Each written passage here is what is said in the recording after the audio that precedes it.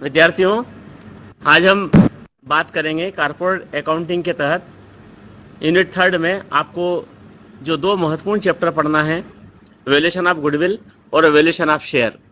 आज हम बात करेंगे ख्याति के मूल्यांकन वाले टॉपिक पर। और जैसा कि आप लोग जानते हैं, कल भी आपसे मुलाकात हुई थी वर्चुअल क्लास के माध्यम से ही। मैं पुनः अपना परिचय दूं, doctor DC Rathi, Swami Vivekananda career मार्गदर्शन योजना इंदौर से। देखिए, वैल्यूएशन ऑफ गुडविल हमारे वे विद्यार्थी जो 11th-12th से ही कॉमर्स सब्जेक्ट यदि उनका रहा हो, तो निश्चित रूप से वो 11वीं-12वीं से इस चीज को पढ़ रहे हैं। गुडविल है क्या, इसके बारे में मुझे कोई आगे विस्तार से बताने की आवश्यकता नहीं है। हमारे वे विद्यार्थी जो साइंस बैकग्राउंड से हों, वो उन्होंने भी बीकॉम फर्स्ट ईयर में फर्स्ट सेम में पार्टनरशिप चैप्टर के अंतर्गत निश्चित रूप से वैल्यूएशन ऑफ गुडविल को पढ़ा है। वहां पर आपने पढ़ा है, एक साझेदार जब अंदर आता है, प्रवेश करता है, या रिटायरमेंट होता है, डेथ होती है, या फर्म के व्यापार को हम बेचते हैं, साझेदारी को हम बेचते हैं, या अगर कोई पार्टनर्स अपने शेयर में प्रॉफिट रेशो में किसी प्रकार का यदि चेंजेस आता है, तो उन परिस्थितियों में आपने वैल्यूएशन ऑफ गुडविल को पढ़ा होगा। आज थोड़ा सा हम, चूंकि 3rd सेम में आपका टाइटल ही है कॉर्पोरेट अकाउंटिंग, हम थोड़ा सा कंपनी के दृष्टिकोण से किन परिस्थितियों में इसका मूल्यांकन होता है, कैसे होता है, उन पर आज हम चर्चा करेंगे। आप लोग कुछ चीजें नोट जरूर करें। नोट इसलिए करना जरूरी कि ये हमारा वो टॉपिक है जो एक व्याख्यान में या 1 घंटे के लेक्चर में पूरा नहीं हो सकता। हम आने वाला एकाध सेशन और इसी वैल्यूएशन ऑफ गुडविल पर होगा, तो वहां पर फिर से हम इन चीजों को रिपीट न करना पड़े, रिपीटेशन न हो, इसलिए आप कुछ महत्वपूर्ण बिंदुओं को, महत्वपूर्ण पॉइंट्स को नोट करें, क्योंकि इसके कुछ मेथड्स हैं। उन मेथड्स में किस प्रकार की स्टेप अप्लाई की जाती है, उसको जरूर आपको ध्यान से देखना है। पहली बात, सबसे पहले हम ये देखें ख्याति है क्या। जब एक व्यक्ति ख्याति के लिए कुछ राशि देता है, तो वह राशि इसलिए देता है कि ऐसा करने से वो इतनी अधिक आय प्राप्त करेगा जितनी कि वह बिना इसके प्राप्त नहीं कर सकता। देखिए, ये इससे मतलब आप समझ रहे होंगे, जब हम कोई बिजनेस खरीदते हैं, कोई व्यवसाय यदि खरीदा गया, तो उसके नेट वैल्यूएशन से हम ज्यादा क्यों दें, हम ज्यादा किस लिए दे रहे हैं? ज्यादा हम इसलिए दे रहे हैं ताकि हम उतनी आय प्राप्त करेंगे जितनी कि इस ख्याति के भुगतान किए बिना हम प्राप्त नहीं कर सकते। तो सीधा सा मतलब है, एक ऐसा व्यवसाय जो पहले से स्थापित है, व्यवस्थित रूप से संचालित है, जिसकी ख्याति बहुत अधिक है, और वो व्यापार जब किसी अन्य व्यक्ति को बेचा जाता है, तो निश्चित रूप से जो व्यक्ति इसको खरीदता है उसको एक लाभ प्राप्त होता है। अगर वो नया बिजनेस यदि शुरू करता है, तो उसको एक सामान्य लाभ प्राप्त करने में, या जितना लाभ वो चाहता है, वांछित लाभ जो चाहता है, संतोषजनक लाभ जो चाहता है, वो उसे प्रारंभिक वर्षों में प्राप्त नहीं होगा। तो जब वो व्यवसाय खरीदता है, तो उस पुराने व्यवसाय का जो उसके जो ग्राहक हैं, उसकी वस्तु की जो डिमांड है, उसका जो ट्रेडमार्क है, जो उसकी मार्केट में वैल्यू है, इन सब का फायदा क्या होता है, जो व्यक्ति उस बिजनेस को खरीदता है उसको लाभ प्राप्त होता है। तो ऐसी कंडीशन में क्या होता है, जब व्यक्ति अपना व्यवसाय बेचता है, या जब एक कंपनी अपने को किसी दूसरी कंपनी में विलय करती है, जिसकी अपन आगे चर्चा करेंगे, तो उस परिस्थिति में क्या होगा, इन सब चीजों के अधिक लाभ प्राप्त होने की वजह से ही उस बिजनेस को, चूंकि सामान्य से अधिक लाभ प्राप्त हो रहा था, तो इस कंडीशन में क्या होता है, जो व्यवसाय बेचने वाला होता है वो निश्चित रूप से जो व्यापार का जो शुद्ध मूल्य है उससे कुछ ज्यादा पैसा क्रय मूल्य के रूप में लेता है। ये जो पैसा लिया जाता है, इसी को हम कहेंगे ख्याति। आगे देखिए, अब ये आपने ख्याति की परिभाषा देखी, ख्याति मूल्यांकन की विधियां डिस्प्ले हो रही, तब तक अपन कुछ और चर्चा करेंगे। आपने पिछली क्लासेस में कुछ चीजें पढ़ रखी हैं, विशेषकर बीकॉम जो फर्स्ट सेम में आपने पढ़ा है, ख्याति क्या नेचर क्या होता है। मैं संक्षेप में उनकी चर्चा करूंगा, क्योंकि हमें थोड़ा सा उन चीजों को भी जानना चाहिए जो हमने पिछली क्लासों में पढ़ा है। ऐसा ना करें कि हमने पिछले साल पढ़ लिया तो आगे वो किसी काम की नहीं है। हालांकि बड़ा इंटरेस्टिंग चीज थी। आपने एक कैट गुडविल पढ़ा होगा कि चूहे, आपका बिल्ली की नेचर की ख्याति होती है, डॉग आपकी गुडविल, कुत्ते के नेचर की ख्याति होती है, तीसरा आपने पढ़ा होगा चूहे के नेचर की भी ख्याति आपकी होती है। ये सब चीज आपने पढ़ी, बड़ी इंटरेस्टिंग चीजों से उनसे जोड़ा गया है। तो आपने वही चीज यहाँ पर भी हमें देखना है कि यहाँ पे हम मूल्यांकन करेंगे कंपनी के आधार पर, परंतु जो बेसिक कॉन्सेप्ट है वो तो आपको वही है जो आपने पिछली क्लास में पढ़ा है। जैसा आपने देखा कि अगर पहली हम बात करें, बिल्ली का नेचर होता है कि वो स्थान नहीं बदलती, तो वही चीज आपकी ख्याति के बारे में होती है कि कुछ व्यवसाय की ख्याति स्थान से चलती है। यदि उस स्थान पर है तो निश्चित रूप से उसकी ख्याति बनी रहेगी, मतलब उसका व्यक्तियों से उसका कोई संबंध नहीं है। तो ये चीज वो है, इस प्रकार का अगर कोई बिजनेस होता है तो उसकी ख्याति की वैल्यू ज्यादा होती है। और दूसरा जो आपका आपने पढ़ा होगा डार्क नेचर की, डार्क जो आपका गुडविल होती है, तो कुत्ते का जो स्वभाव होता है मालिक के साथ चलता है, मालिक अगर चला जाएगा तो ख्याति भी चली जाएगी। तो वही चीज यहाँ पर भी है कि अगर मान लीजिए कोई व्यवसाय ऐसा है जिसमें जैसे पार्टनरशिप की बात करें, दो पार्टनर ऐसे थे जिनके चले जाने से जिनके कारण ज्यादा बिजनेस को प्रॉफिट प्राप्त हो रहा है, यदि वो छोड़ के चले जाए तो क्या होता है, व्यवसाय की ख्याति कम हो जाती है। तो ये इसका स्थान से संबंध नहीं होता, इस प्रकार की ख्याति का संबंध व्यक्ति से होता है। तो इस प्रकार के व्यवसाय की जो ख्याति होती है वो निश्चित रूप से कम होती है। और तीसरा होता है आपका जो रेट, आपका चूहा है, उसकी एक होती है कि वो इधर उधर घूमता रहता है। तो वही चीज आपकी ख्याति के बारे में कुछ बिजनेस में होती है कि स्थायी रूप से किसी एक जगह वो बंधी नहीं होती है, तो हम उसको बोलते हैं ये ख्याति आपके चूहे के नेचर की होगी। इस प्रकार का अगर कोई बिजनेस होता है तो उस प्रकार के बिजनेस की ख्याति निश्चित रूप से बिल्कुल शून्य ना के बराबर उसकी वैल्यू होती है। तो ये आपका गुडविल का एक नेचर था। अब प्रश्न आपके मन में यह आएगा कि गुडविल हम का वर्गीकरण हम किस किस रूप में कर सकते हैं। तो देखिए, गुडविल जनरली दो प्रकार की है, एक तो परचेज गुडविल होती है और नॉन परचेज्ड होती है। एक वो गुडविल होती है जिसको हम खरीदते हैं, जैसे मान लीजिए कोई व्यवसाय आपने खरीदा या कंपनी में विलय हुआ किसी चीज का मर्जर जिसको हम पढ़ते हैं, जो आपने अकाउंटिंग स्टैंडर्ड 14 में आप आगे पढ़ेंगे। तो अगर इस टाइप की कोई चीजें हैं आपकी, तो वहां पर क्या होगा, आपको जब बिजनेस हम खरीदेंगे, जब किसी कंपनी का विलय करेंगे, तो कंपनी की जो शुद्ध उसका जो वैल्यूएशन है, यदि उससे ज्यादा यदि भुगतान किया जाए तो निश्चित रूप से वो क्या कहलाएगी, ख्याति कहलाएगी। जैसे एक व्यवसाय की शुद्ध मूल्य उसका 5 लाख रुपए है और उसका पेमेंट दिया रहा 5,50,000 रुपए, तो निश्चित रूप से जो 50,000 रुपए हम ज्यादा पे कर रहे हैं, ये क्या है, उस व्यवसाय की ख्याति है। तो ये तो हुई आपकी क्रय के नेचर की ख्याति।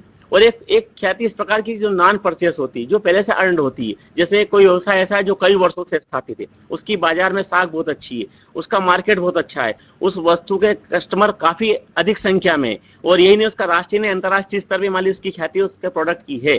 तो इस प्रकार के व्यवसाय में बिना क्रय किए हुए एक प्रकार की ख्याति होती है। तो ये आपकी हो गई नॉन परचेस। अब अकाउंटिंग स्टैंडर्ड 10 जो कि आपने पढ़ा होगा, जाना होगा, समझा होगा, वहां पर इस प्रकार की ख्याति का वैल्यूएशन नहीं किया जाता, किंतु जो परचेस की जाती है, चूंकि उस प्रकार की ख्याति का एक वैल्यू होता है, एक मुद्रा में मूल्य है, तो हम क्या करते हैं, उस प्रकार की ख्याति का हमें मूल्यांकन करना होता है। अब आप देखिए, ख्याति के मूल्यांकन की कितनी विधियां हैं। देखिए, 4 विधियां हैं। मैं आपसे बोल रहा हूँ सीरियसली, आपको इसमें से प्रारंभिक जो 2 हैं, एक आपका है एवरेज प्रॉफिट मेथड है और दूसरा आपका सुपर प्रॉफिट मेथड। ये 2 ऐसे मेथड हैं, यदि आपने इन मेथड को अच्छे से सीरियसली यदि समझ लिया, तो आगे के जो आपके 2 ख्याति मूल्यांकन की विधियां, जिसको हम पूंजीकरण विधि कहते हैं, वार्षिकी पद्धति कहते हैं, इन पद्धति को समझने में आपको ज्यादा समय नहीं लगेगा, क्योंकि पहले जो मेथड है आपका, उसमें हम एवरेज प्रॉफिट ज्ञात करेंगे, सुपर प्रॉफिट में भी हमें एवरेज प्रॉफिट तो ज्ञात करना होगा, आगे एक स्टेप और होगी, वो भी हमें करना पड़ेगी। और जो आपका जो 3rd और 4th मेथड है, कैपिटलाइजेशन वाला मेथड, पूंजीकरण विधि वाला, और एन्युटी मेथड, इन दोनों मेथड्स में हमें एसपी ज्ञात करना पड़ेगा। एसपी का मतलब होता है जो सेकंड यूनिट में आप, जो सेकंड आपकी विधि में जो कुछ पढ़ेंगे, वो आपको आगे की तीसरी और चौथी दोनों ही मेथड में आपको उन चीजों को पढ़ना पड़ेगा। तो पहला मेथड और दूसरा मेथड ये आपके लिए बहुत महत्वपूर्ण है। इन दोनों को यदि आपने समझ लिया तो आगे आपके सामने कोई समस्या नहीं होगी। अब देखिए, अगला जो चैप्टर आपका इसी इकाई में ख्याति अंशों का मूल्यांकन है। कई बार क्या होता है, अंशों का मूल्यांकन करने के पहले भी आपसे ख्याति का मूल्यांकन की बात कही जाएगी। तो ये जो चैप्टर है, ये चैप्टर आपको इसी इकाई का जो अगला टॉपिक है, उसमें भी कहीं ना कहीं आपको फिर से ये चीज पढ़ना पड़ेगी कि सुपर प्रॉफिट मेथड से अंशों का मूल्यांकन करने के पहले ख्याति की गणना कीजिए, तो हमें ख्याति निकालना पड़ेगी। अगर मान लीजिए स्टॉक एक्सचेंज में उस दिन उस शेयर का मूल्य यदि नहीं दिया हुआ है, या बहुत ज्यादा उसमें उच्चावचन है, फ्लक्चुएशंस हैं, तो हो सकता है कि आपको नए तरीके से ख्याति का मूल्यांकन करने के लिए कहा जाए। तो अगला जो आपका चैप्टर होगा, वहां पर भी आपको ख्याति का मूल्यांकन एक बार फिर से पढ़ना पड़ेगा। तो इस चैप्टर को आप न केवल इसी टॉपिक के लिए, बल्कि इसी यूनिट का जो अगला टॉपिक है, उसके लिए भी आपको ख्याति के मूल्यांकन को ठीक तरीके से समझना पड़ेगा।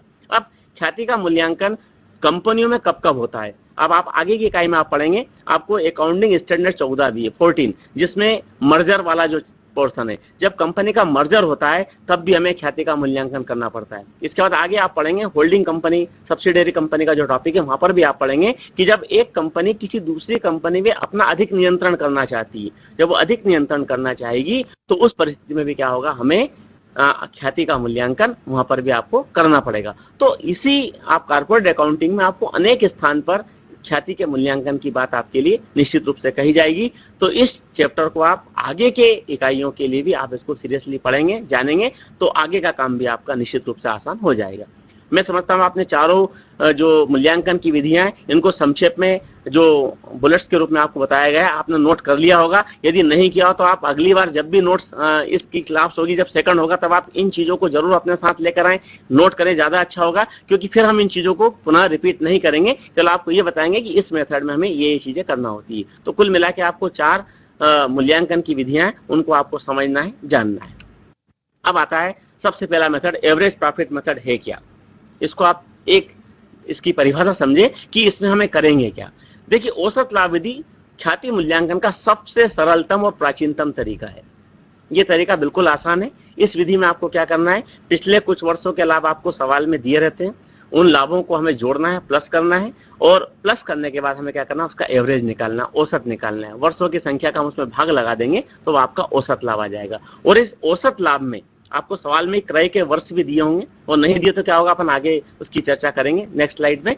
तो इस जो आपने एवरेज प्रॉफिट ज्ञात कर लिया है, इस एवरेज प्रॉफिट में ही कुछ वर्षों की संख्या का हम गुणा कर देंगे, और गुणा करने के बाद जो राशि प्राप्त होगी उसे हम ख्याति कहेंगे। मतलब सीधी सी बात है, गत कुछ वर्षों के लाभ जो दिए रहेंगे उन्हें हमें प्लस करना है। अब प्लस करने के पहले कुछ सावधानी बरतना है, जिसकी अगली स्लाइड्स में हम चर्चा करेंगे। उनका एवरेज निकालेंगे, वो हमारा एवरेज प्रॉफिट हो जाएगा, और उस एवरेज प्रॉफिट में हम ख्याति में कितने वर्षों के क्रय के आधार पर हमें ख्याति की गणना करना, मतलब कितने वर्षों में ये पैसा वापस मिल सकता है, वो वर्ष आपको सवाल में दिए होंगे। हम परचेस के उतने वर्षों का इसमें गुणा कर देंगे तो ये आपकी ख्याति की राशि आपकी निकल जाएगी। तो ये एक सिंपल सी एक परिभाषा है इस एवरेज प्रॉफिट मेथड की। अब आप इसमें देखिए, अभी आपने देखा कुछ वर्षों के लाभ को जोड़ना है, पर लाभ जोड़ने के साथ साथ हमें किन किन चीजों पर विशेष ध्यान रखना है, उस पर अपन चर्चा करते हैं।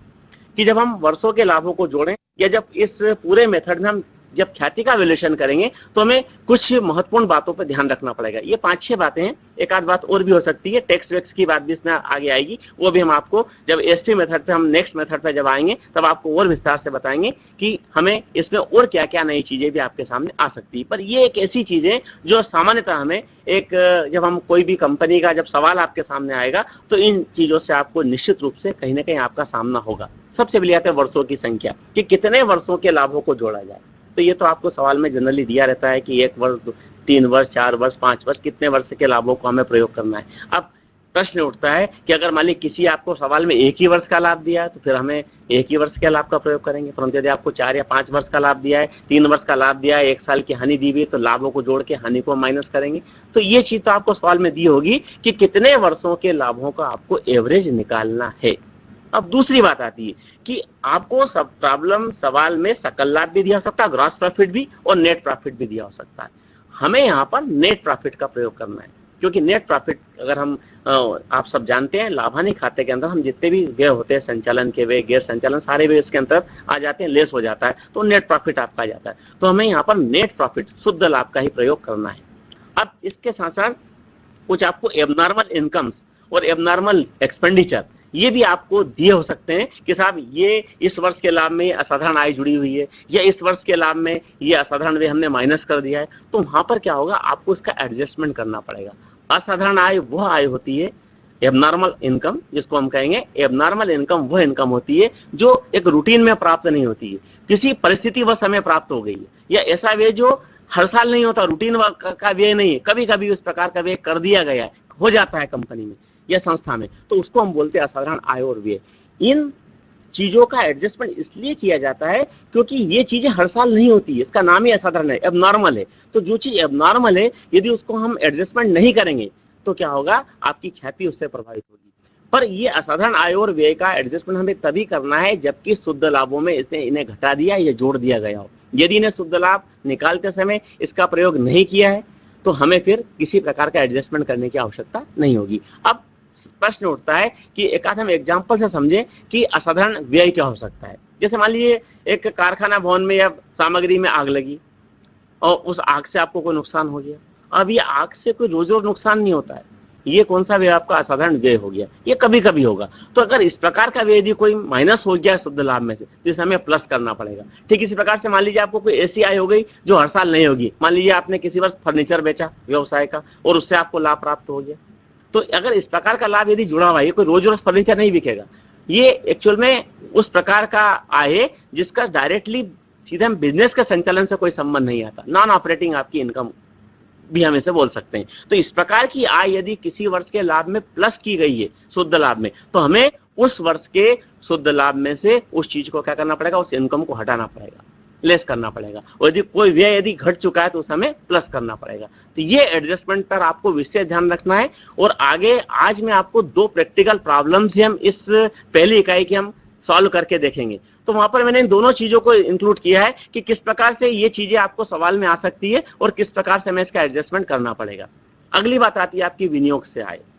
अब देखिए विनियोग क्या होता है। विनियोग भी 2 नेचर जनरली इसका 2 प्रकार का होता है। एक इन्वेस्टमेंट वो होता है जो व्यापार से संबंधित होता है, और एक इन्वेस्टमेंट वो होता है जो गैर व्यापारिक होता है, जिसका व्यापार से संबंध नहीं। मतलब सीधी बात है, ऐसा विनियोग जिसका उद्देश्य हमें आय अर्जित करना हो, मतलब ये आपका गैर विनियोग हो गया। तो अगर इस प्रकार का कोई विनियोग की यदि आय दे रखी है और यदि वो लाभ में जुड़ी हुई है, प्लस की भी है, तो हमें उसको माइनस करना पड़ेगा, क्योंकि ये व्यवसाय की रूटीन की इनकम नहीं है। हम यहाँ पर ख्याति की गणना करते समय केवल उन्हीं आय और उन्हीं व्यय के बारे में हम चर्चा करते हैं, या उन्हीं चीजों को हम ध्यान में रखते हैं जो रूटीन वाली हो। तो अगर गैर विनियोग यदि कोई आय यदि सवाल में दी हुई है, प्रॉब्लम से यदि दी हुई है, तो उसको हमें माइनस करना पड़ेगा। यदि आपका प्रश्न हो सकता है साहब केवल विनियोग की आय लिखा है, अब हम क्या माने इसको, तो आप एक नीचे नोट लगा सकते हैं कि हमने इस विनियोग की आय को गैर व्यापारिक आय मान लिया है और इसीलिए हमने इसको ऊपर शुद्ध लाभ में से माइनस किया है। ये आप नोट लगा देंगे तो प्रॉब्लम आपकी ठीक हो जाएगी। मतलब हम कहीं ना कहीं उस चीज को जस्टिफाई जरूर करें कि हमने ऐसा क्यों किया है। तो ये अगर आपने नोट लगा दिया तो आपको किसी प्रकार की समस्या नहीं होगी, क्योंकि हमें डरने की आवश्यकता नहीं। साहब पेपर परीक्षा में मैंने ये कर दिया, मेरा नंबर, ये चीजों से आप इन चीजों को अपने मन से निकालिए। हम जो भी माना है हमने, अगर हमने लिख दिया है कि हमने इसको, और निश्चित रूप से हम यही करेंगे, अगर केवल विनियोग की आय लिखी तो हम गैर विनियोग की, गैर व्यापार संबंधित आय ही मानेंगे और इसको हम माइनस कर देंगे। अगला होता है प्रबंधक का पारिश्रमिक या आपका जो मालिक है उसका पारिश्रमिक। यदि मालिक या प्रबंधक का पारिश्रमिक माइनस नहीं है लाभों में से, तो हमें क्या करना पड़ेगा, संबंधित वर्ष के लाभ में से प्रबंधकों के पारिश्रमिक को भी माइनस करना पड़ेगा। ठीक इसी प्रकार से ये कुछ सिंपल चीजें हैं जो सवाल में आ सकती। कुछ और चीजें भी हो सकती जो आपको सवाल में दी हो सकती, जैसे कोई ऐसा व्यय है जो भविष्य में आप करेंगे और जिसका संबंध आपके व्यवसाय से होगा। अगर इस प्रकार की यदि कोई चीज भी अगर बताई गई है तो उसका भी हमें एडजस्टमेंट करना पड़ेगा। जैसे मान लीजिए अभी मैंने ऊपर आपको कहा था कि व्यवसाय में मान लीजिए मशीन में आग लगी या मटेरियल में आग लगी, नुकसान हो गया। अब अगर मान लीजिए का हमारे जो मालिक है वो तय करते हैं कि हम आने वाले समय में इनका बीमा करवाएंगे, इंश्योरेंस कराएंगे, तो अगर इंश्योरेंस कराने पे अगर कोई व्यय अगर आपसे कहा गया है तो वो डेफिनेटली हर साल करना पड़ेगा आपको, तो उसे भी हमें संबंधित वर्ष के लाभ में से एडजस्टमेंट करना पड़ेगा। तो इस प्रकार की परिस्थिति भी आपके सामने आ सकती है। टैक्स की बात भी आपके सामने आ सकती है कि अगर आपको अगर सवाल में कर की दर दी हो, इनकम टैक्स की रेट दी हो, तो हम इस प्रकार से लाभों को एडजस्ट करने के बाद जो लाभ आएगा उसमें जितनी जो टैक्स की रेट दर रखी होगी उस टैक्स की रेट दर से हम टैक्स भी माइनस करेंगे, तब वो आपका लाभ आएगा। तो इसके बाद क्रय के वर्ष। अब मान लीजिए आपने एएपी ज्ञात कर लिया, आपने औसत लाभ ज्ञात कर लिया, समायोजित लाभ आपने ज्ञात कर लिया। अब प्रश्न उठता है कि ख्याति का मूल्यांकन करने के लिए हम कितने क्रय के वर्ष माने, मतलब जो आपने लाभ एवरेज निकाला है ये कितने वर्षों में प्राप्त हो सकता है या कितने वर्षों में इसको हम प्राप्त कर सकते हैं। उसके हिसाब से क्या होता है, एक व्यवसाय बेचने वाला उतनी गुडविल उस व्यक्ति से प्राप्त करता है जो बिजनेस को खरीदना चाहता है। तो जनरली क्रय के वर्ष सवाल में दिए होते हैं कि आपको औसत लाभ के 3 वर्ष के क्रय के आधार पर ख्याति निकालना है, 2 वर्ष के क्रय के आधार पर ख्याति निकालना है। इस प्रकार से आपको सवाल में वो चीज दी रहती है। परंतु मान लीजिए आपके सवाल में नहीं दिया कि क्रय के कितने वर्ष मानना है, तो वहां पर एक प्रॉब्लम आपके सामने हो सकती है। तो उसका सीधा तरीका है कि यदि मान लीजिए अगर आपने 5 वर्ष के लाभों का एवरेज निकाला हो तो उसका आप हाफ कर लीजिए, आधा कर लीजिए, उसका हाफ होता है 2.5। अब इसको हम एक नियरेस्ट अंक तक बढ़ा लें, हम इसको 3 वर्ष क्रय के मान सकते हैं। तो हम 4 वर्ष के यदि आपने लाभों को जोड़ा है तो उसका हाफ कर दे, 2 वर्ष हो गया आपका, तो इसको हम क्रय के वर्ष मान सकते हैं। अगर क्रय के वर्ष नहीं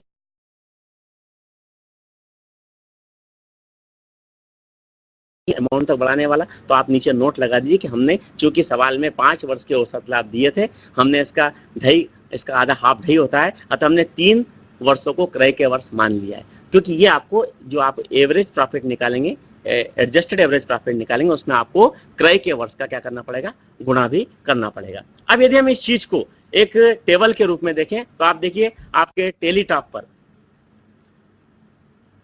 पर देखिए आपको वो चीज दिखाई दे रही होगी। आप देखिए टेलीटॉप पर कि किस प्रकार से हम एवरेज, किस प्रकार से हम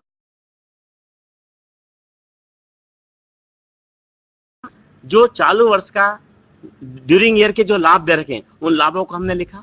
अब इन लाभों में अगर किसी वर्ष के लाभ में कोई एबनॉर्मल इनकम या एबनॉर्मल लॉस यदि माइनस की गई होगी तो उसको हम क्या करेंगे, प्लस कर देंगे। तो हमने लिखा है प्लस एबनॉर्मल एक्सपेंसेस और losses the same has already been deducted. यदि इस प्रकार का कोई आपने माइनस कर दिया है, इस प्रकार की चीज को यदि आपने माइनस किया है एबनॉर्मल एक्सपेंसेस को, तो उसको हम क्या करेंगे, प्लस कर देंगे। ठीक इसी प्रकार से यदि कोई ऐसी इनकम जो व्यापार से संबंधित थी किंतु उसको शुद्ध लाभ में नहीं जोड़ा गया है तो क्या करना पड़ेगा, हम उसको जोड़ना भी पड़ेगा। तो ऐसी इनकम जो रूटीन की थी और उसे शुद्ध लाभ में नहीं जोड़ा गया, भूल गए, तो हमें क्या करना पड़ेगा, उस प्रकार की आय को उस पर प्लस करना पड़ेगा। क्यों करना पड़ेगा प्लस, क्योंकि ये रूटीन वाली इनकम थी और इसे शुद्ध लाभ में प्रयोग नहीं किया गया था। तो दो चीज हम प्लस कर देंगे। माइनस क्या करेंगे, यदि कोई ऐसी अबनॉर्मल इनकम जो मैंने आपको बताया एबनॉर्मल जो कभी कभी होती हो, यदि वो आपके लाभ में जुड़ी हुई है शुद्ध लाभ में, तो हमें क्या करना पड़ेगा, उसको माइनस करना पड़ेगा। ठीक इसी प्रकार से यदि कोई ऐसा नॉर्मल एक्सपेंसेस साधारण व्यय जो व्यापार के रूटीन का है किंतु उसे शुद्ध लाभ में से माइनस नहीं किया गया है, तो हमें क्या करना पड़ेगा, उसको माइनस करना पड़ेगा। ये करने के बाद जो आपका लास्ट में जो आएगा उसको अपन बोलेंगे टोटल नॉर्मल प्रॉफिट। तो आप इस चीज को एक बार नोट कर लें तो ज्यादा अच्छा होगा। मैं देख रहा हूं कुछ विद्यार्थी इन चीजों को नोट या उनका ध्यान नहीं है। मैं फिर से एक बार रिपीट कर रहा हूं, अगर आप ये चीज नोट कर लेंगे तो आज मैं आपको जो दो प्रॉब्लम बताऊंगा, दो सवाल जो हम हल करेंगे, वो आपको बड़े इजीली समझ में आएंगे कि हम इसको हम क्यों प्लस करते हैं और क्यों माइनस करते हैं। पर ये जब तक समझ में नहीं आएगा तब तक आप इस चीजों को नोट नहीं करेंगे। तो फिर से मैं एक बार रिपीट कर रहा हूं, हमें करना क्या है, सबसे पहले हम संबंधित वर्ष का लाभ जो दिया है हम उसको लिख लेंगे, या सारे वर्ष के लाभों में एडजस्टमेंट करना तो सारे वर्ष के लाभों को जोड़ लेंगे। अभी मैं आपको आगे बताऊंगा सवाल करते समय कि किस प्रकार से हम इसको प्लस माइनस करते हैं। अब यदि किसी वर्ष के लाभ में कोई एबनॉर्मल लाभ, एबनॉर्मल एक्सपेंसेस माइनस कर दिया गया है, जैसे फर्नीचर के जलने से नुकसान, यह एक रूटीन वाला एक्सपेंडिचर नहीं है, यदि इसको माइनस कर दिया है तो हम इस एबनॉर्मल लॉस को क्या करेंगे, प्लस कर देंगे। तो यदि कोई एबनॉर्मल लॉस, एबनॉर्मल एक्सपेंसेस शुद्ध लाभ में से माइनस कर दिया गया है तो उसे हमें प्लस करना है। ये चीज आप ध्यान रखें। ठीक इसी प्रकार से यदि कोई ऐसी इनकम है जो बिजनेस से संबंधित थी किंतु उसको लिखना भूल गए, अगर नीचे लिखा है कि व्यापार का इतना एक पर्टिकुलर व्यक्ति से हमें कमीशन मिला बिजनेस को करने से और ये वस्तु को बेचने से जो भी, और इसका प्रयोग हमने लाभों में नहीं किया है, तो हमें क्या करना पड़ेगा, इस प्रकार की इनकम चूंकि ऑपरेटिंग प्रॉफिट के अंतर्गत आती है तो हमें इसको क्या करना पड़ेगा, उस शुद्ध लाभ में प्लस करना पड़ेगा। इसके अलावा माइनस क्या करेंगे, यदि किसी वर्ष के लाभ में कोई एबनॉर्मल इनकम या प्रॉफिट प्लस कर दिया गया है असाधारण आय को, तो हम क्या करेंगे, उसको माइनस कर देंगे, क्योंकि इससे आपका लाभ बढ़ चुका होगा, हमें इसको माइनस करना पड़ेगा। और ठीक इसी प्रकार से यदि कोई ऐसा खर्चा जो बिजनेस से रिलेटेड था और यदि हमने उसको माइनस नहीं किया है तो आपका शुद्ध लाभ बढ़ा हुआ होगा। तो ऐसा खर्चा जो व्यापार से संबंधित था किंतु उसे शुद्ध लाभ में से माइनस नहीं किया गया है तो उसे हमें माइनस करना पड़ेगा। इस प्रकार जो राशि आपको ज्ञात होगी उसको अपन बोलेंगे टोटल नॉर्मल प्रॉफिट। ये चीज आपने देख ली होगी। इस प्रकार से हमें इस पहले मेथड में इन चीजों का हमें विशेष ध्यान रखना पड़ेगा। अब मैं आगे के जो मेथड है, इन मेथड पर अपन चर्चा थोड़ी सी बाद में करेंगे। पहले हम देखते हैं एक सवाल, एक प्रॉब्लम, कि किस प्रकार से हम इन चीजों को लागू करें। जो अभी आपने चार्ट देखा, कैसे हम इन लाभों को एडजस्टमेंट करके ख्याति की गणना करेंगे। तो आप इस सवाल को नोट जरूर करें। जो लोग नोट नहीं करेंगे उनको कुछ समझ में नहीं आएगा। बार बार स्लाइड्स पे पुरानी चीजों पे जाना नहीं है हमें। इसलिए मैं देख रहा हूं किसी पर्टिकुलर एक कॉलेज में छात्राएं, खरगोन कॉलेज, नोट जरूर करें। शायद आपके पास बैग रखा है, कॉपी पेन भी, आप नोट जरूर करें। इस प्रॉब्लम को नोट नहीं करेंगे आगे आपको समझ में नहीं आएगा। देखिए, सबसे पहले दक्ष लिमिटेड के व्यवसाय के संबंध में निम्नांकित सूचनाएं उपलब्ध है। कल हमारे किसी छात्र ने कहा था कि सर हम इंग्लिश मीडियम के हैं। अगली बार से इस चीज का भी ध्यान रखेंगे। इस बार जो सवाल आपका हिंदी में है किंतु उसका सॉल्यूशन हमारा इंग्लिश में है, हम आपको हिंदी में बता देंगे। वैसे मैक्सिमम स्टूडेंट सवाल पढ़ते हिंदी में किंतु उसका सॉल्यूशन इंग्लिश में ही करते हैं। तो आगे सॉल्यूशन हमने इंग्लिश में ही दे रखा है, पर आप सवाल जरूर हिंदी में लिख लें। यदि आपको इस पर तो कोई चीज समझ में नहीं आई हो, हमारे इंग्लिश मीडियम के विद्यार्थी, तो उसको पूछ लें, मैं से बता दूंगा उसका मतलब क्या होता है। सबसे पहले देखिए, दक्ष लिमिटेड के व्यवसाय के संबंध में निम्नांकित सूचनाएं उपलब्ध हैं। इसके आधार पर गत 3 वर्ष के औसत लाभ के 2 वर्ष के क्रय के आधार पर ख्याति का मूल्यांकन कीजिए। अब आप देखिए, अभी आपने जो फर्स्ट स्लाइड आपने देखी थी कि इस मेथड में क्या होता है, हमें गत कुछ वर्षों के लाभों का औसत निकालना होता है। मैंने आपको बताया था। अब यहाँ पे स्पष्ट लिखा है हमें कितने वर्ष के लाभ का एवरेज निकालना है, 3 वर्ष के। इसका मतलब आगे आपको सवाल में 3 वर्ष के लाभ दिए होंगे, इन 3 वर्ष के लाभों का ही हमें एवरेज निकालना है। अब जब एवरेज हम निकालेंगे तो एवरेज निकालने के बाद हमें ख्याति कितने वर्ष के क्रय के आधार पर निकालना है, 2 वर्ष के क्रय के आधार। मतलब जो हमने एवरेज प्रॉफिट ज्ञात किया है उसमें हम 2 का गुणा करेंगे, जो वैल्यू आएगी वो आपका क्या कहलाएगा, ख्याति की उतनी राशि हम बिजनेस की मानेंगे क्रय खरीदते समय। आगे देखिए अब आप लाभ, इसको आप जरूर नोट करें क्योंकि हर वर्ष के लाभ में कोई ना कोई समायोजन होगा, तो आप नोट करें। पहला लाभ है लाभ 2010 में 80,000 रुपए, 18,000। आप चाहे तो 60 में लिख लें, 2010 का लाभ 80,000, 18,000। 2011 का लाभ 1,20,000 और 2012 का लाभ आपका 1 लाख रुपए। ये आपका अ पॉइंट है, मतलब आपको 3 वर्ष का लाभ दिया है कि 2010 का लाभ 80,000, 2011 का 1,20,000 रुपए और 2012 का लाभ आपका 1 लाख रुपए। ये 3 आपको लाभ दे रखे हैं। अब आप देखिए इसमें अगला जो पॉइंट स्टेप है उसमें लिखा है 2010 के लाभ में बार बार न होने वाली 6,000 रुपए की आय शामिल है। ये शाह पढ़े उसको, शाह शकर का पढ़ना, आपको फॉन्ट बदल गया है। मतलब 2010 के लाभ में ऐसी आय शामिल है जो आपको बार बार नहीं होगी, मतलब नॉन रेकरिंग है।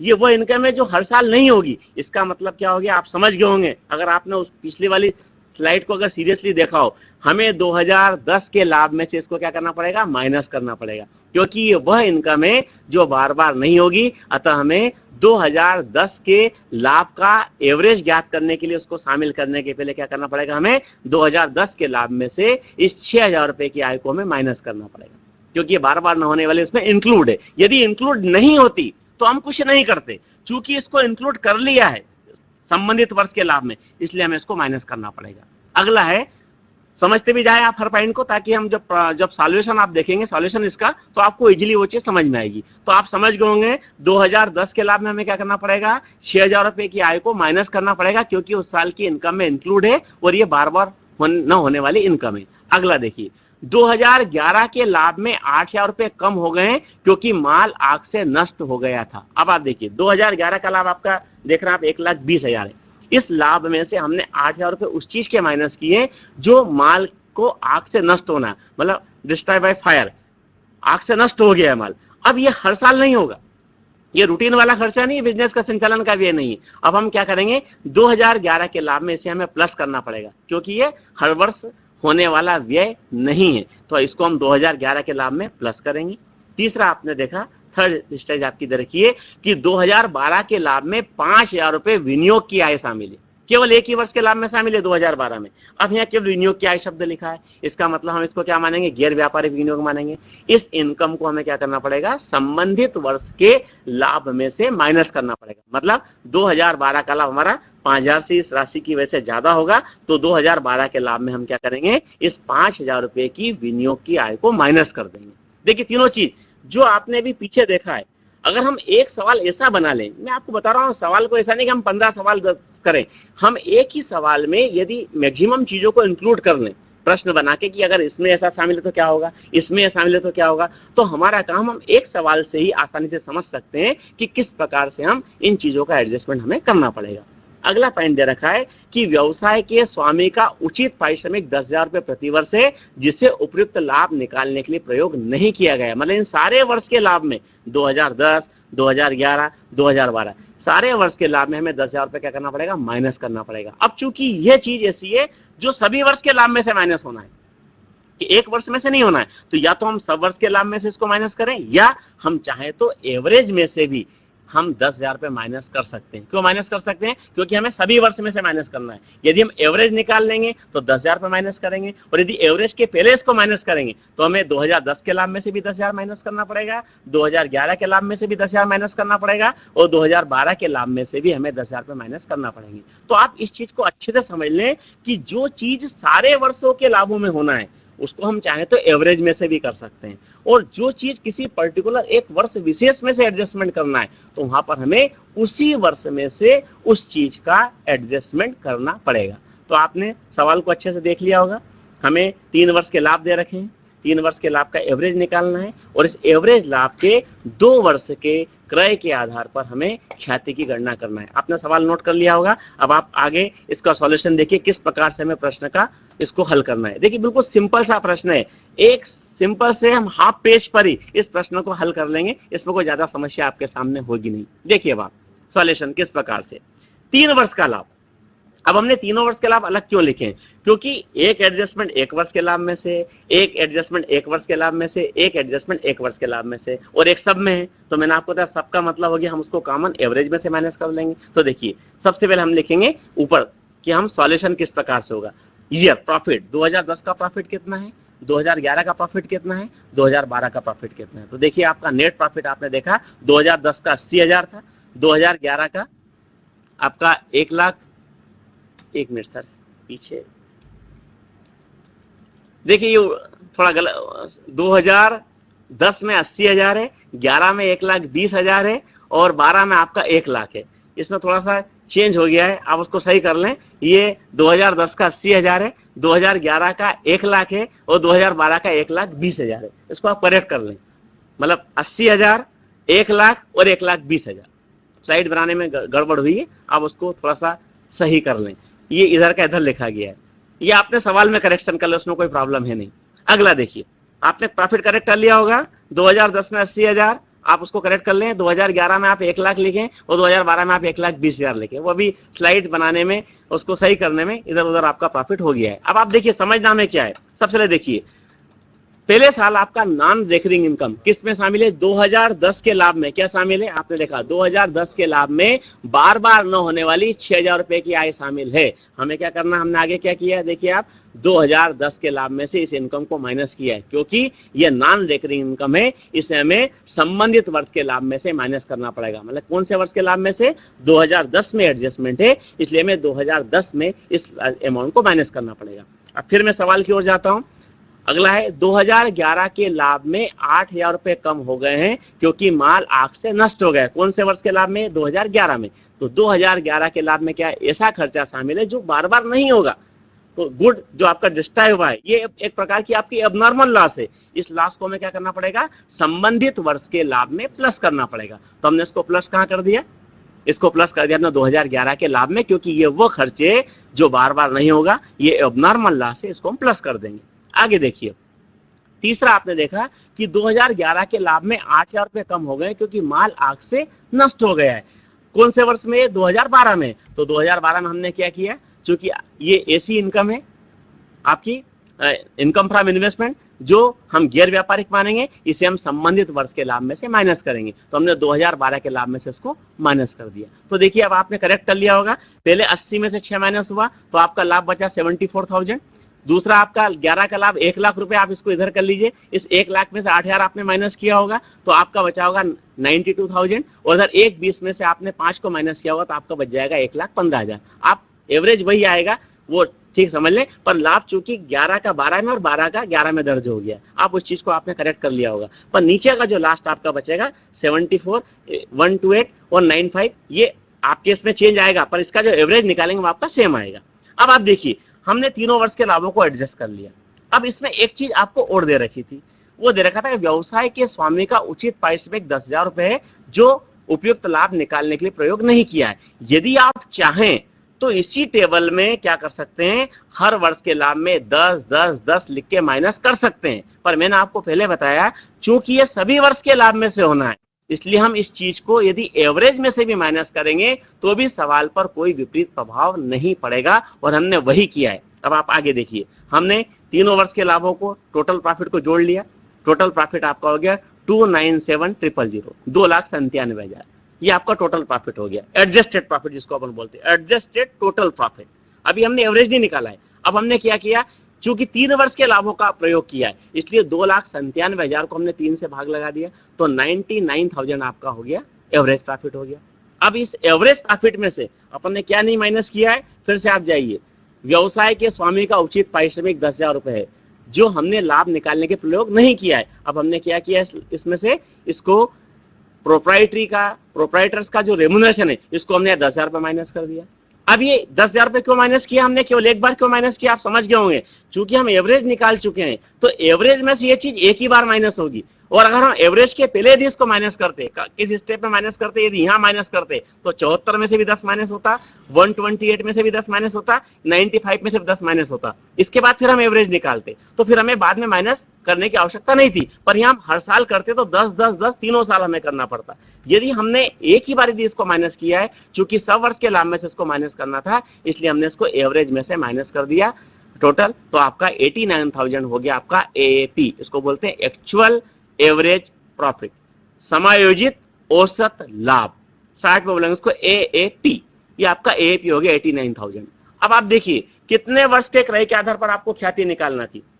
आपने पढ़ा है 2 वर्ष के क्रय के आधार पर ख्याति निकालना है। फर्स्ट आपने देखा होगा सवाल में ये लिखा 2 वर्ष के क्रय के आधार पर ख्याति का मूल्यांकन कीजिए। आपने क्या किया, एएपी निकाल लिया। अब हमें क्या करना है, गुडविल बराबर आपका हो जाएगा एएपी इंटू 2। ये आपका 1,78,000 रुपए को हम बोलेंगे ख्याति। ये आपका ख्याति मूल्यांकन का फर्स्ट प्रोसीजर है। अब यदि आपने इस सवाल को समझ लिया सीरियसली तो मैं समझता हूं आगे की इकाई जो हम अगली जब वो पढ़ेंगे एसपी मेथड, वहां पर भी आपको एएपी निकालना पड़ेगा इसी तरीके से।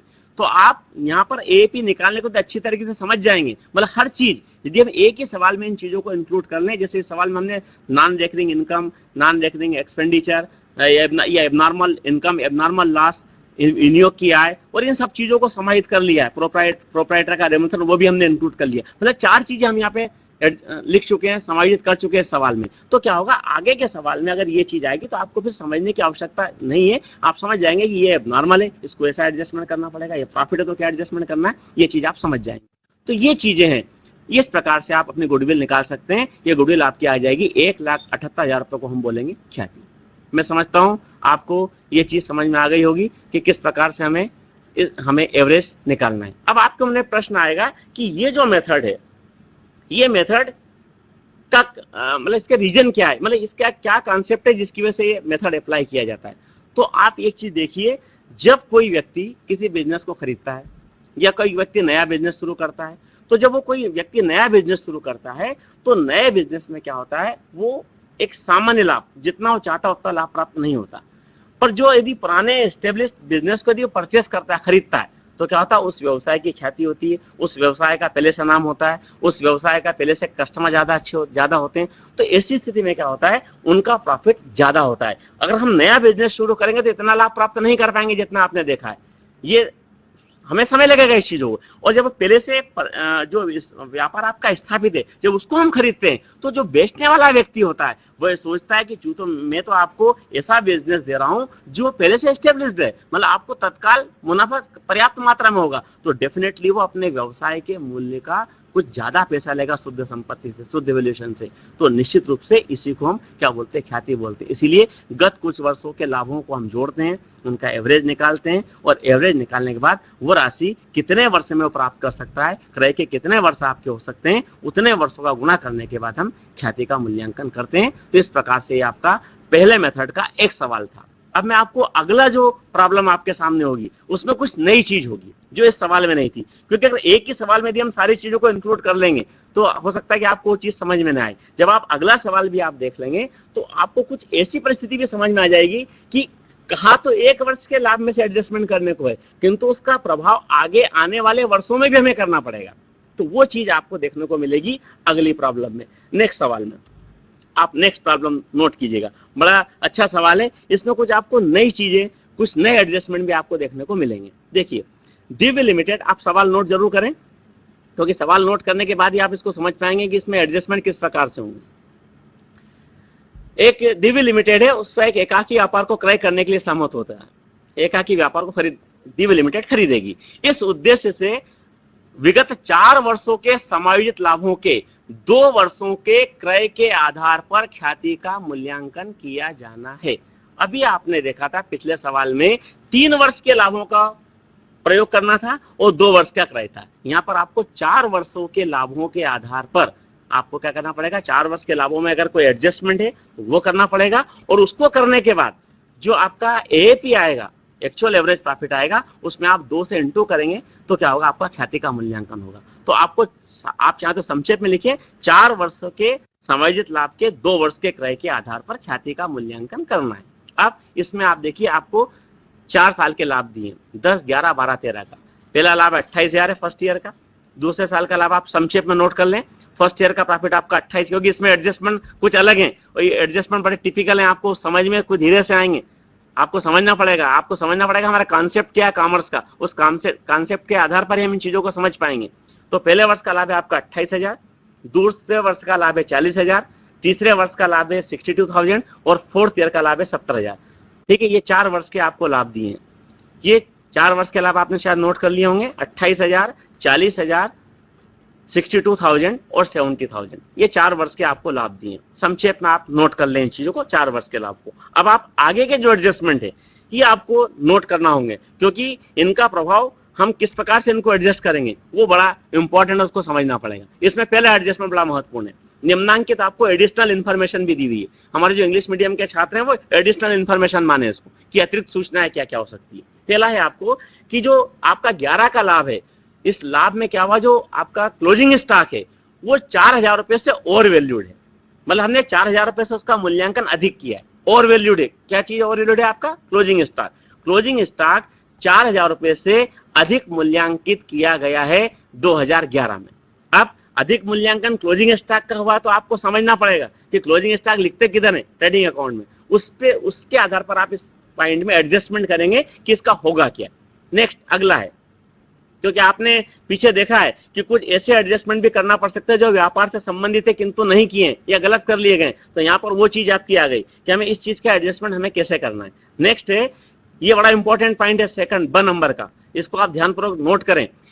1/10/12 मतलब हमने 1 अक्टूबर 2012 को जो प्लांट और मशीनरी थी उसकी हमने व्यापक मरम्मत कराई, मतलब वाइड, मतलब जिसको हम बोल सकते हैं कि उसको हमने कार्य एक रूटीन वाली रिपेयर नहीं है, बल्कि इससे उसकी कैपेसिटी बढ़ी है, उसके काम करने की दक्षता बढ़ी है। उस पर हमने कितना खर्चा किया? 10,000 रुपए खर्च किया है प्लांट और मशीनरी की व्यापक मरम्मत पर। अब ये जो आपने व्यापक मरम्मत कराई है, आपने पिछले क्लासेस में पढ़ा होगा, खर्चे 2 प्रकार के होते हैं, आयगत और पूंजीगत, रेवेन्यू एक्सपेंडिचर और कैपिटल एक्सपेंडिचर। एक्चुअल में जब आप व्यापक मरम्मत कराते हैं तो ये आपका कैपिटल एक्सपेंडिचर है, ये रूटीन वाला रिपेयर नहीं है।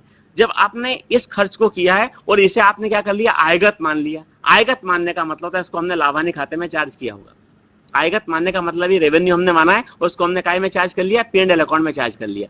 ख्याति के लिए इस व्यय का पूंजीकरण, मतलब इसको हमें क्या करना है? इसको संपत्ति की कीमत में जोड़ना पड़ेगा और जोड़ने के बाद क्या करना है? जो आपकी डिमिनिशिंग मेथड है, घटती किस्त पद्धति है, घटती किस्त पद्धति के आधार पर 10% वार्षिक की दर से इस पर ह्रास का एडजस्टमेंट भी करना है।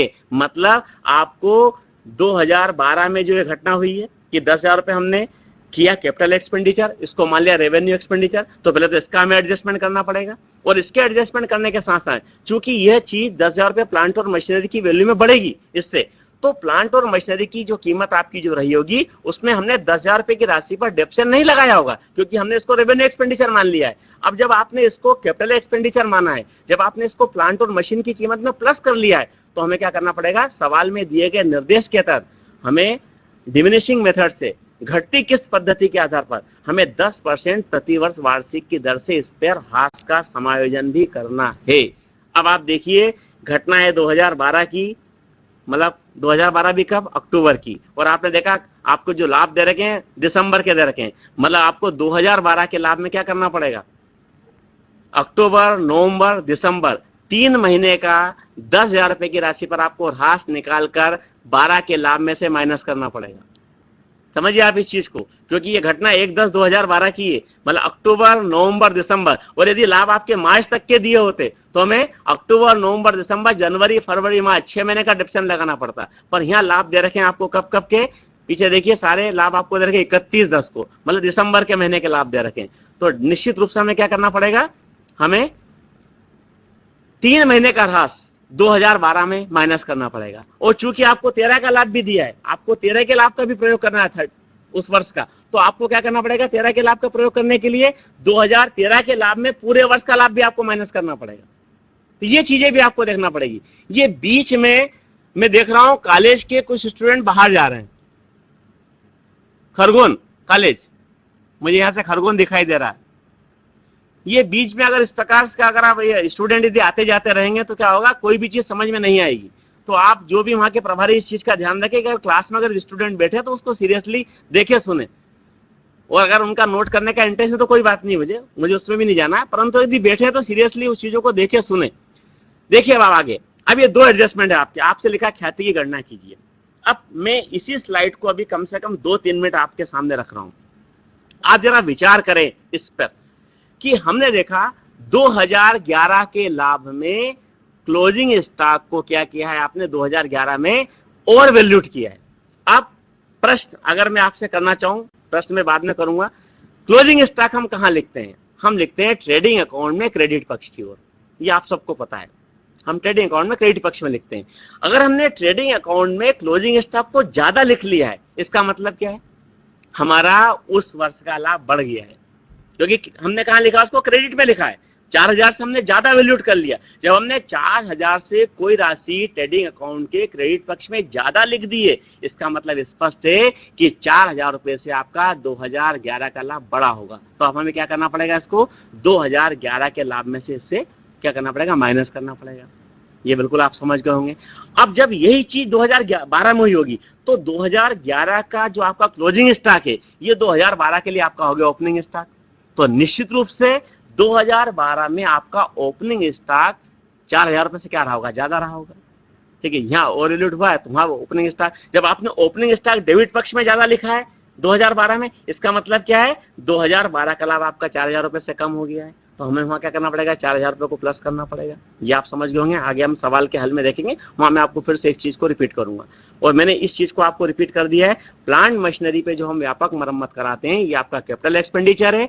इस एक्सपेंडिचर से हमें मशीन की कास्ट को बढ़ाना था, जो हमने लाभ में से चार्ज कर लिया। तो 2012 के लाभ में हम इसे प्लस करेंगे 10,000 को, एक ही बात, क्योंकि हमने वे 2012 में किया है तो 2012 के लाभ में से हमने इसको माइनस किया होगा, तो वहां तो हम इसको प्लस कर देंगे। पर इसी के 1-2 प्रभाव और होंगे 2 साल के लाभ में, कि हमें इस पर ह्रास भी लगाना है सवाल में दिए गए निर्देश के तहत। तो 2012 के लाभ में हमें 3 महीने का ह्रास चार्ज करना पड़ेगा, और 2013 में हमें पूरे वर्ष का ह्रास चार्ज करना पड़ेगा। मतलब ये वो खर्चे जो बिजनेस से संबंधित है। अभी आपने पीछे देखा है कि ऐसा कोई खर्चा जो व्यापार से संबंधित था किंतु जिसका एडजस्टमेंट नहीं किया है, उसको आपको एडजस्ट करना पड़ेगा। तो हमें क्या करना पड़ेगा, 2012 के लाभ में 3 महीने का ह्रास माइनस करना पड़ेगा, और 2013 के लाभ में हमें पूरे वर्ष का ह्रास लेस करना पड़ेगा। ये सब करने के बाद हमारा एडजस्टेड प्रॉफिट आएगा। उसके बाद फिर हम उसका एवरेज निकालेंगे, और देन फिर हम उसमें 2 का इंटू करके हम उसका क्या करेंगे, ख्याति निकालेंगे। अब आप देखिए सवाल पे जाइए, ध्यानपूर्वक आप देखिए सवाल को,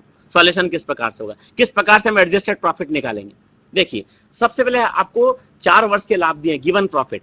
2010 का आपका 28 हजार है, 11 का 40 है, 12 का 62 है, 62 है, और 13 का आपका 70,000 है। अब आप देखिए 2000 किसके, 2012 के लाभ में क्या हुआ है, 10,000 का वो खर्च शामिल कर लिया है जो एक्सपेंडिचर, जो कौन सा था, कैपिटल एक्सपेंडिचर था, उसको रेवेन्यू मान लिया है। मतलब आपका लाभ कम हो गया 2012 का उसकी वजह से। तो 2012 के लाभ में हम 10,000 पे प्लस करेंगे। लिखा आपने पढ़ा होगा, expenses on plant and machinery wrongly debited P&L account in 2012। 12 के लाभ में हमने गलती से इसे शामिल कर लिया, क्योंकि ये एक्चुअली मशीन की कास्ट में जोड़ना था, और हमने इसको रेवेन्यू एक्सपेंडिचर मान के लाभ में से रेवेन्यू एक्सपेंसेस मान के हमने इसको माइनस कर लिया। तो 2012 के लाभ में हमने क्या किया, 10,000 पे हम प्लस करेंगे। ये मैंने आपको पहले बता दिया, क्योंकि इससे लाभ आपका घट गया होगा, इसको हम प्लस कर देंगे। अब आप आगे देखिए, 2011 में क्या किया था, जो आपका क्लोजिंग स्टॉक है वो आपका ओवर वैल्यूड था। तो over valuation of closing stock in 2011, 11 के में क्या हुआ होगा, आपने क्लोजिंग स्टॉक मतलब क्रेडिट में आपने 4,000 रुपए अधिक लिखे, क्लोजिंग स्टॉक ज्यादा से वैल्यूएशन कर लिया, तो डेफिनेटली 2011 का लाभ आपका 4,000 रुपए से बढ़ गया है। तो अब क्या करना पड़ेगा, इसको 4,000 रुपए से हम माइनस करेंगे, क्योंकि ये लाभ आपका बढ़ चुका है। अब अगला नेक्स्ट, पहले लास्ट वाली स्लाइड उस पे जाएं आप। जब आपने 2011 में देखा कि यहाँ पे ओवर वैल्यूड था क्लोजिंग स्टॉक, तो हमने क्या किया, लाभ में से माइनस कर दिया।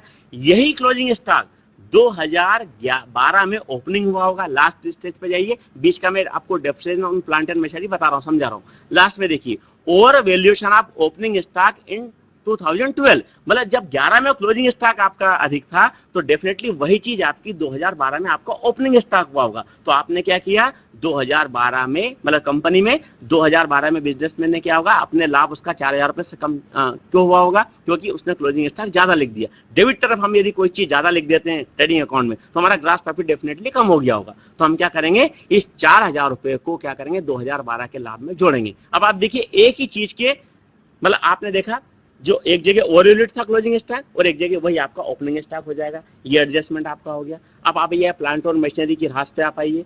प्लांट और मशीनरी का हमने कब करवाया था, व्यापक मरम्मत 1/10/2012 को। तो आप देखिए 31 दिसंबर 12 के आपके लाभ दिए, तो अक्टूबर, नवंबर और दिसंबर 3 महीने का ह्रास हमें चार्ज करना पड़ेगा 10,000 पर 10% से। देखिए आप 2000 कौन सी ईयर में, 2012 में, ये देखिए depreciation on plant on machinery 2012 10% on ₹10,000 for 3 month. 3 महीने का हमें इस पे ह्रास निकालना पड़ेगा। तो आप चाहें तो रफ में कैलकुलेशन कर सकते हैं, वैसे तो मौखिक उत्तर है 10,000 का 10/100 करेंगे तो 1 साल का आपका 1000 हो गया। इसका हम 3 महीने का निकालना है तो 3 महीने का आपका हो जाएगा 250 रुपए। तो 250 रुपए आपका क्या होगा, आप चाहें तो 10,000 का 10/100 इंटू 3/12 आप कर सकते हैं। तो ये आपका 250 रुपए आपका हो जाएगा डेप्रिसिएशन। देखिए हम कोशिश ये करें कि कैलकुलेटर का प्रयोग थोड़ा सा कम से कम हम करें। ये ऐसी सिंपल सी चीजें जिसको हम वैसे भी हल कर सकते हैं।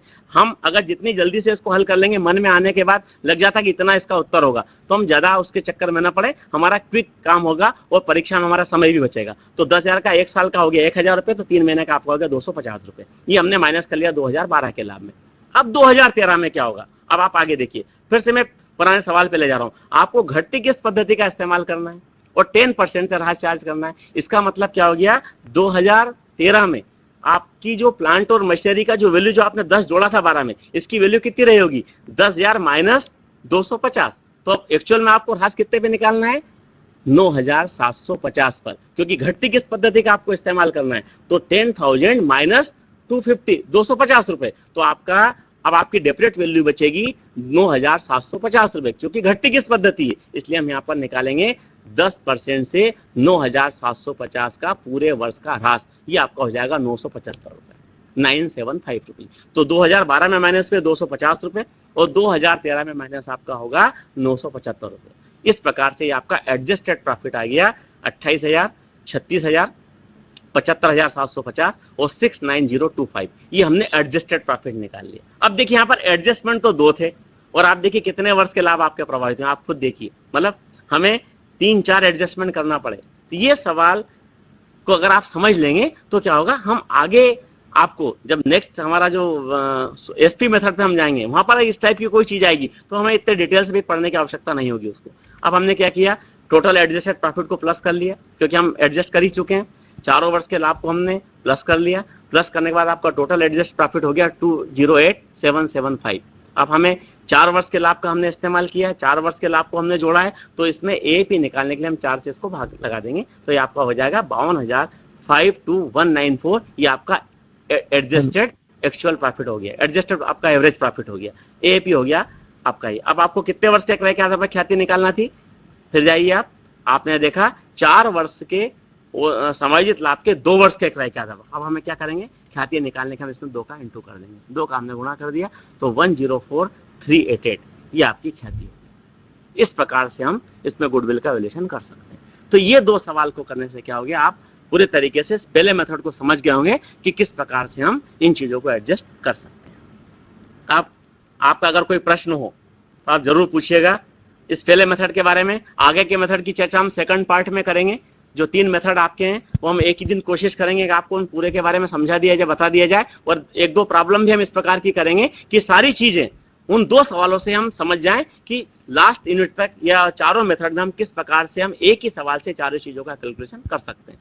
क्योंकि डिस्टेंस है, फिजिकली हम आपसे मिल नहीं सकते, हो सकता है आपको मन में कोई प्रश्न हो सकता है हमारे वहाँ पे जो हमारे प्राध्यापक साथी मेरे बैठे हुए हैं उनने आपको इन चीजों को शेयर किया ही होगा, ठीक है। अगर इसके बाद भी अगर कोई चीज आप समझ में नहीं आई हो, अगर आप आज नहीं पूछ सकते तो अगले के लिए आप तैयार हैं। जब हमारा नेक्स्ट सेशन होगा इसी का, हम एक सेशन और गुडविल पे आपका होगा, तब आप तैयार रखेगा प्रश्नों को, हम उस प्रश्नों के माध्यम से आपकी जो भी शंकाएं होंगी उनका समाधान करेंगे। और जब सेकंड हमारा पार्ट होगा, मैं आपसे कुछ प्रश्न भी पूछूंगा कि किस प्रकार से आप फार्मूले किस प्रकार से याद रख सकते हैं आगे के। इसमें तो कोई फार्मूले है नहीं, अगले मेथड में आपको फार्मूले भी होंगे, तो फार्मूले को हम किस प्रकार से याद रख सकते हैं वो भी चीज हम चर्चा करेंगे नेक्स्ट उसमें।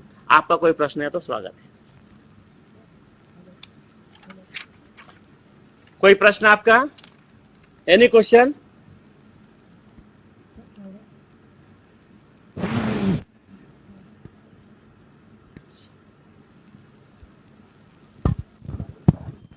हेलो। हाँ बोलिए।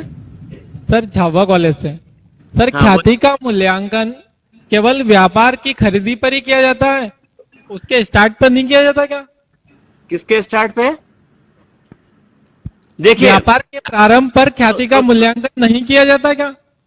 किया जाता ना। जब आप नया नया बिजनेस स्टार्ट करेंगे तो कहां से आप ख्याति का मूल्यांकन करेंगे? आपने पहले से कोई चीज परचेस की है तो उसका ख्याति का वैल्यूएशन होगा। मान लीजिए आपने आज कोई बिजनेस शुरू किया है तो आज अपने बिजनेस का स्टैंडर्ड 14 के अनुसार क्या होता है?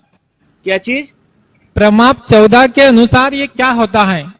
प्रमाप 14 अलग चीज है। प्रमाप 14 में मर्जर आप पढ़ेंगे। जब अपन उस इकाई पे जाएंगे तब आप देखेंगे एक कंपनी दूसरी कंपनी को अपने में मर्ज करेगी, तब हाँ। आपको उसका वैल्यूएशन करना पड़ेगा। वो अकाउंटिंग स्टैंडर्ड 14 है, तो वहां अपन विस्तार से चर्चा करेंगे। अभी तो कल हम ये समझे कि बिजनेस में ख्याति दो रूप में होती है। एक जब हम कोई बिजनेस खरीदते तब ख्याति का मूल्यांकन करना पड़ता है, या एक वो बिजनेस जो पहले से स्थापित है। मान लीजिए 10 साल से आपका बिजनेस स्थापित है, आपकी साख बहुत अच्छी है, आपकी मार्केट में वस्तु को लाइक करने वाले बहुत से लोग हैं, तो उस कंडीशन में नॉन परचेस कंडीशन में भी आप ख्याति का मूल्यांकन कर सकते हैं। परंतु अकाउंटिंग स्टैंडर्ड 10 यह कहता है कि ख्याति को धीरे धीरे समाप्त कर देना चाहिए। मतलब जब हम उस ख्याति को परचेस करें तो हम उसको रिटर्न में लाएं, उसको बिजनेस में लाएं, उसको अकाउंट में लाएं, उसको बैलेंस शीट में मेंशन करें। पर ऐसी ख्याति जो केवल हमारे बिजनेस की ख्याति के लिए है, हमारी डिमांड के लिए है, हमारे कस्टमर बहुत ज्यादा इसलिए, तो अकाउंटिंग स्टैंडर्ड 10 यह कहता है कि इस परिस्थिति में हम ख्याति का मूल्यांकन न करें।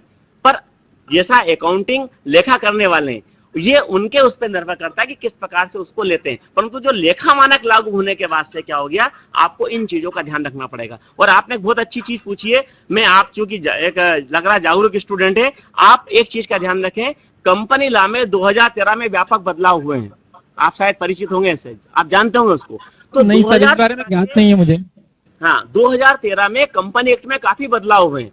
मैं आगे आपको बताऊंगा कि कंपनी एक्ट जब 2013 में उन बदलावों से क्या प्रभाव हुआ है, ये भी मैं आपसे चर्चा करूंगा आगे की इकाई में, क्योंकि काफी बदलाव हुए हैं आपके कंपनी लॉ 2013 में। तो अब आपको अपनी जो पुरानी किताबें हैं, जो आप अगर पुरानी बुक से भी पढ़ रहे हो, तो मेरा आपसे विशेष अनुरोध है कि आप 2013 इसके बाद की बुक्स जहां पे लिखा हो कि इसमें 2013 के प्रावधानों को भी इंक्लूड कर लिया गया है, तो उसमें बहुत सारे चेंजेस हुए, उन चेंजेस को आप ध्यान रखेंगे। क्योंकि कंपनी का लाभानी खाते का आपका बैलेंस शीट का फॉर्मेट बदल गया है, उसमें लिखने की स्टाइल आपकी बदल गई, टाइटल उसके बदल गए, इससे कई परिवर्तन किए गए। तो आप जो नया एक कंपनी एक्ट है उसको जरूर आप पढ़ें।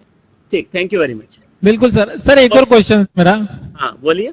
कि सर आपने सेशन ये जो सेकंड सवाल जो बताया है, इसमें 4000 रुपए का अधिमूल्यांकन। हाँ यस, हाँ बोलिए। 2 साल पर इसका इफेक्ट हो रहा है, पर अगले साल पर कोई इसका इफेक्ट नहीं होगा क्या? ये जो 4000 रुपए का 70,000 पर कोई इफेक्ट नहीं होगा? एक साल, हाँ मैं समझ गया आपका प्रश्न। देखिए, एक इस साल जो क्लोजिंग स्टॉक होता है, आप अपन कॉमर्स पढ़ते हैं, 2013 या 12 में जो क्लोजिंग स्टॉक है वो अगले साल क्या हो जाता है? Opening stock. तो आपने एक बार जब क्लोजिंग स्टॉक में उसका एडजस्टमेंट कर दिया, नेक्स्ट ईयर आपने ओपनिंग स्टॉक में एडजस्टमेंट कर दिया, तो अब आगे एडजस्टमेंट करने की आवश्यकता क्यों है? हमने सही तो कर दिया। मतलब एक साल जो क्लोजिंग स्टॉक में गड़बड़ हुई थी उसको हमने करेक्ट कर लिया, और दूसरे साल वही चीज हमारी ओपनिंग स्टॉक में थी उसको हमने करेक्ट कर लिया। तो आगे अब हमें कोई करेक्शन करने की आवश्यकता नहीं है, क्योंकि दोनों चीज में हम उन चीज का एडजस्टमेंट कर चुके हैं। ठीक है, समझ गए आप? ठीक है sir, thank you. Thank you. और प्रमाप 14 बताने के लिए बहुत बहुत धन्यवाद सर आपका। ओके बस, थैंक यू वेरी मच। अगली बार जब आपसे मुलाकात होगी तो आगे के हम जितने मेथड उस पर चर्चा करेंगे। और बड़ा इंटरेस्टिंग लगा, आपके प्रश्नों से हमारा भी उत्साह बढ़ता है। हम भी चाहते हैं कि आप प्रश्न जरूर पूछें, ताकि हम जो भी समस्या हमारी चैप्टर की हो उसको हम समाधान उसका अच्छे तरीके से आसानी से कर सके। Thank you very much.